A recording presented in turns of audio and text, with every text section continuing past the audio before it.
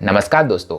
आज के इस वीडियो में हम बात करने वाले हैं कि ऐसे कौन से टाइम में अगर आप अपनी इन्वेस्टमेंट म्यूचुअल फंड में स्टार्ट करोगे कि जिससे आप अपनी इन्वेस्ट की हुई रकम पर ज़्यादा से ज़्यादा रिटर्न्स पा सकते हो। तो आप भी जानना चाहते हो कि कौन से टाइम में म्यूचुअल फंड में इन्वेस्ट करना सही रहेगा, तो इस वीडियो को अंत तक ज़रूर देखिएगा। मेन टॉपिक पे आने से पहले मैं आपको एक छोटी सी कहानी सुनाना चाहता हूँ। एक आदमी था जिसे एक आम का पेड़ उगाना था। अब वो आदमी हर किसी को पूछ रहा था कि कब मैं आम का पेड़ लगाऊं। तो कोई उसे कह रहा था कि तुम दिसंबर में लगाओ, ताकि जब तक मई जून आए तब तक वो आम का पेड़ थोड़ा सा बड़ा हो जाए और उस पर फल आ जाए। तो कोई कह रहा था कि तुम सियाले ऋतु में लगाओ तो अच्छा रहेगा आम के पेड़ के लिए। तो बेचारा हर किसी की बात सुनकर कंफ्यूज हो गया था। तो एक दिन वो उस संत महात्मा से मिलने गया और उस संत महात्मा को उसने पूछा कि हे महात्मा, मैं किस दिन आम के पेड़ को लगाऊं ताकि मुझे ज़्यादा से ज़्यादा आम और जल्द से जल्द आम मिल सके। तो उस संत महात्मा ने एक ही बात कही कि तुम आज ही और अभी जाकर आम का पेड़ लगा दो, क्योंकि एक सही टाइम पेड़ लगाने का कल था और दूसरा सही टाइम पेड़ लगाने का आज है। तो इन्वेस्टमेंट के मामले में भी यही है। अगर आपने जितनी जल्दी अपनी इन्वेस्टमेंट स्टार्ट कर ली, उतनी ही जल्दी आपको फ़ायदा देखने को मिलेगा अपनी इन्वेस्टमेंट अमाउंट पर। क्योंकि शेयर मार्केट के जो भी बड़े बड़े दिग्गज होते हैं और इन्वेस्टर होते हैं, वो आपको यही बताएंगे कि आप जितना जल्दी हो सके उतना जल्दी अपनी इन्वेस्टमेंट स्टार्ट कर लो और जितना लॉन्ग टर्म हो सके उतना लॉन्ग टर्म के लिए अपनी इन्वेस्टमेंट होल्ड करके रखो। तभी कंपाउंडिंग इफेक्ट का असर आपको मार्केट में देखने को मिलेगा। तो ऐसा कोई राइट टाइम नहीं है कि आप इस टाइम पर अगर म्यूचुअल फंड या स्टॉक मार्केट में एंट्री करोगे तो आपको ज़्यादा प्रॉफिट मिलेगा। एक आइडियल एज माने तो आप अगर 20 से 22 साल के बीच में हो तो ये एक आइडियल टाइम माना जाएगा कि आप उस समय अपनी इन्वेस्टमेंट स्टार्ट कर सकते हो म्यूचुअल फंड या शेयर मार्केट में। पर अगर आप अपनी एज से अगर ज़्यादा उम्रदराज हो गए हो, यानी कि 21-25 साल से आप ज़्यादा उम्र के हो गए हो, तो ऐसा नहीं है कि आपको इन्वेस्टमेंट स्टार्ट नहीं करना है, पर आपको जल्द से जल्द अपनी इन्वेस्टमेंट स्टार्ट कर देनी है और जितनी ज़्यादा हो सके उतनी ज़्यादा अमाउंट अपनी इन्वेस्टमेंट में लगानी है। क्योंकि कंपाउंडिंग इफेक्ट का रूल्स ही यही कहता है कि आप जितने टाइम अपने पैसे को दोगे उतना ज़्यादा रिटर्न्स आपका पैसा आपको लाकर देगा। अगर आप किसी भी म्यूचुअल फंड में अगर अपनी इन्वेस्टमेंट स्टार्ट करना चाहते हो तो दो तरीके से कर सकते हो। पहला तरीका है एसआईपी, यानी कि सिस्टमेटिक इन्वेस्टमेंट प्लान। इस इन्वेस्टमेंट के तरीकों में आप हर महीने एक छोटी अमाउंट इन्वेस्ट करोगे और at the long off the point आप, यानी कि 20 से 25 या 10 से 15 सालों के बीच के बाद आपने जो भी अमाउंट आपकी इन्वेस्ट की होगी उस पर आपको रिटर्न्स मिलेंगे। और दूसरा तरीका है लमसम इन्वेस्टमेंट। इस तरीके में आप एक साथ पूरा अमाउंट डाल दोगे और उसे 10-15 सालों या 20 सालों तक रहने दोगे और 20 साल के बाद आपका जो कॉर्पस अमाउंट होगा, जितना आपने डाला होगा, उस पर आपको जितना गेन मिलेगा वो आप ले लोगे। अब मुझे जो पसंद है वो एसआईपी का तरीका पसंद है, क्योंकि एसआईपी में मार्केट के उतार चढ़ाव को अच्छी तरह मैनेज किया जा सकता है। मैं आपको एक छोटे से एग्जाम्पल के थ्रू समझाने की कोशिश करता हूं। मान लीजिए कि आपने एक 1000 रुपीज़ की एसआईपी किसी भी म्यूचुअल फंड में स्टार्ट कर दी है और अगले 30 सालों तक आप लगातार उस म्यूचुअल फंड में अपनी इन्वेस्टमेंट चालू रखते हो। तो जो आपकी इन्वेस्टमेंट वैल्यू होगी वो होगी 3.6 लाख। और अगर आप 12% का भी एवरेज रिटर्न अगर मान के चलो तो 30 साल के बाद आपकी जो 3.6 लाख रुपीज़ है उसके सामने आपको 35.3 लाख रुपीज़ मिलेंगे। तो ये है पावर ऑफ कंपाउंडिंग।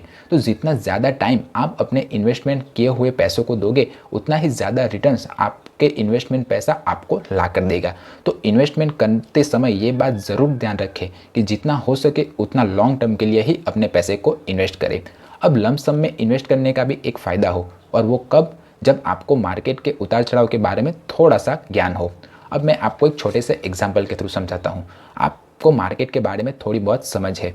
अभी लेटेस्ट ही पिछले हफ्ते जो शेयर मार्केट में क्रैश आया, अगर उस समय आपने अगर लाख रुपए लगा दिए तो आपको ज़्यादा एनएवी के कम एनएवी में ज़्यादा यूनिट्स म्यूचुअल फंड के मिल जाएंगे। तो जब मार्केट में ऐसे क्रैश आते रहे तब अगर आप थोड़ा थोड़ा अमाउंट लमसम इन्वेस्ट करते रहोगे तब भी आपको उतना बेनिफिट मिलता रहेगा।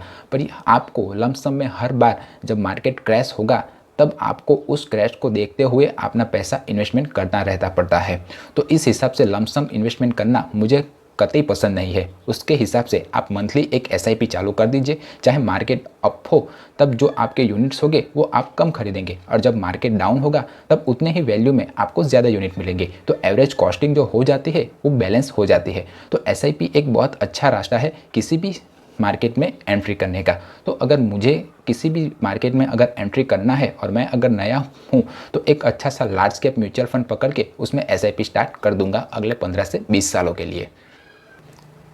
तो आप भी समझ गए होंगे कि मार्केट में एंट्री करना या म्यूचुअल फंड स्टार्ट करने का कोई फिक्स टाइम नहीं है। जब भी आप जागो और जब भी आप अपनी इन्वेस्टमेंट स्टार्ट करना चाहो तब आप अपनी इन्वेस्टमेंट स्टार्ट कर सकते हो। अगर आपने भी सोच लिया है कि आप किसी भी म्यूचुअल फंड में अपनी इन्वेस्टमेंट स्टार्ट करना चाहते हो तो इन बातों का ध्यान जरूर रखें। नंबर 1, कभी भी पास्ट रिटर्न्स और परफॉर्मेंस देख के किसी भी म्यूचुअल फंड में अपनी इन्वेस्टमेंट ना करें, क्योंकि ये जो पास्ट रिटर्न्स और परफॉर्मेंस होते हैं वो म्यूचुअल फंड की परफॉर्मेंस के आधार पर हर साल चेंज होते रहते हैं।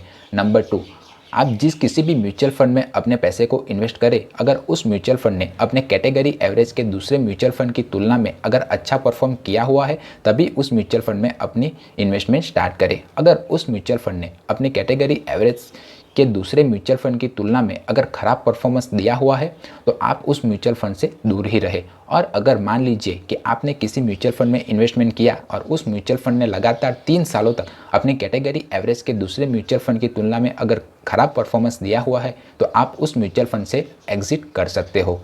नंबर 3, कभी भी रेगुलर प्लान में इन्वेस्टमेंट स्टार्ट ना करें।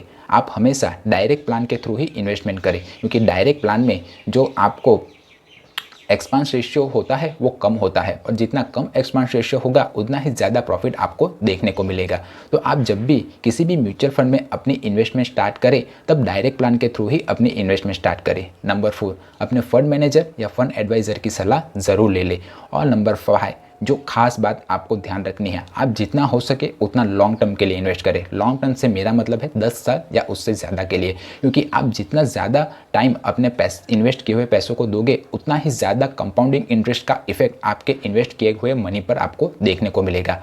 और एक बार अगर आपने अपना गोल अचीव कर लिया तब मार्केट को अच्छी कंडीशन में देखकर अपने पैसे को निकाल लीजिए। आशा करता हूं कि मैंने जो आपको बताया वो आपको समझ आ गया होगा। अगर आपको कोई क्वेश्चन या क्वेरी हो तो मुझे कमेंट बॉक्स में लिखकर ज़रूर बताइए, मैं उसका आंसर देने की कोशिश ज़रूर करूंगा। अगर वीडियो पसंद आया है तो वीडियो को लाइक करें और चैनल को सब्सक्राइब करें। मिलते हैं अगले वीडियो में, तब तक सीखते रहिए, क्योंकि सीखोगे आज तो कमाओगे कल। जय हिंद।